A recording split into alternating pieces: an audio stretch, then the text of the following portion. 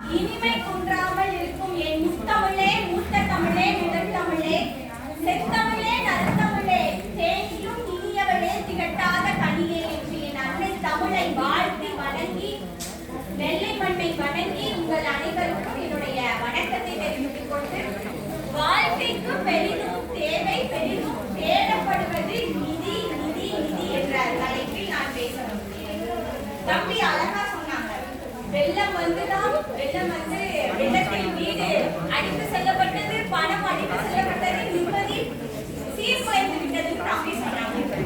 சரி, நிம்மதி போயிட்டு மறுபடியும் நம்ம பேங்க்லயோ நம்ம அக்கௌண்ட்ல கொஞ்சம் பணம் இருந்தா மீண்டும் நம்முடைய இழந்தவைகளை மீண்டும் ஈடு செய்ய முடியும். அவ்வளவு போயிட்டாலும் இன்னும் ஏதோ பேங்க்ல கொஞ்சம் அக்கௌண்ட் இருக்கு, இதை வச்சுக்கிட்டா நம்ம என்ன செய்யலாம், வாழ்க்கையை முன்னோக்கி போறது பேங்க் பேலன்ஸ் வச்சு நிதி இருந்தால்தான் அங்கு நிம்மதி கிடைக்கப்படுகிறது.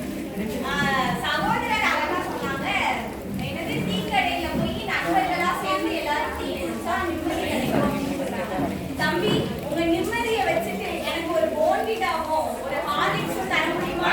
என்ன நிம்மதி இருக்கு, கடைக்காரனே நிம்மதி இருக்கு, இதை வச்சுட்டு எனக்கு ஒரு கப் டீ தாங்க அப்படின்னு கேட்க முடியுமா நம்மளால? அங்க நிம்மதியாக டீ குடிப்பதற்கும் நிதிதான் தேவைப்படுகிறது. அப்புறம் அன்பு, உடல் ஆரோக்கியம் தான் வாழ்க்கைக்கு தேவை, அதுதான் நிம்மதியை கொடுக்குது அப்படின்னு சொல்றாங்க. அந்த அன்பிற்கும் உடல் ஆரோக்கியத்திற்கும் அடிப்படையாக இருப்பது எது? நிதிதான். நிதி இருந்தால் மட்டும்தான் இரண்டுமே கிடைக்கும். ஒரு மனுஷனோட வாழ்க்கைக்கு அடிப்படையா தேவை என்னது? உணவு, உடை, உழைப்பு. இந்த மூன்றும் அடிப்படையாக தேவை. வெறும் நிம்மதியை மட்டும் வைத்துக் கொண்டு நம்மால் உணவு, உடை, உழைப்பிடத்தை பெற முடியாது. அதற்கு நிதி தேவை. நீங்க நிம்மதியில உள்ள இம்மையும் மேமையும் எடுத்துங்க, என்ன வரும்? நிதி. அப்போ நிம்மதிக்கு என்ன தேவை? நிதி தான் தேவை.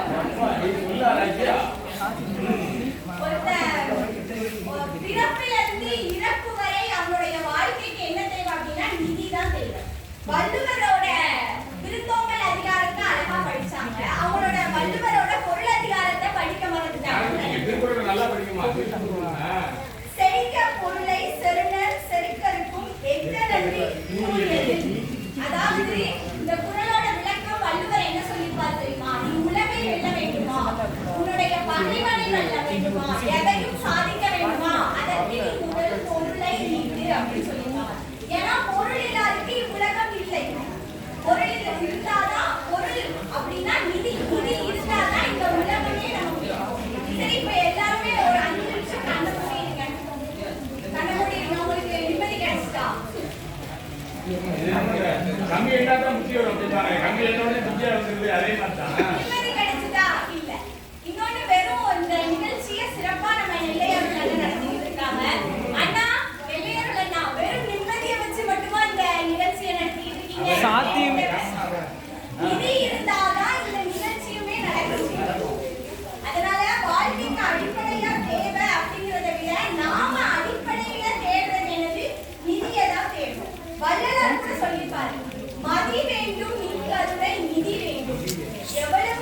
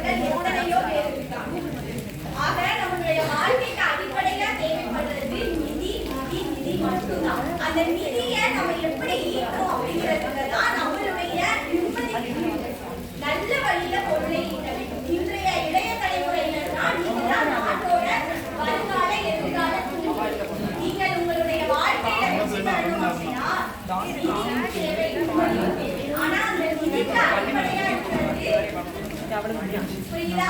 ஆக மனிதர்களாகிய நாம் ஒவ்வொருவரும் நம்முடைய வாழ்க்கையில் தேடுவது நிதி நிதி நிதி என்று கூறி வாய்ப்பளித்தமைக்கு நன்றி பாராட்டி விடைபெறுகிறேன். இறுதி பேச்சாளரை அன்போடு அழைக்கிறோம்.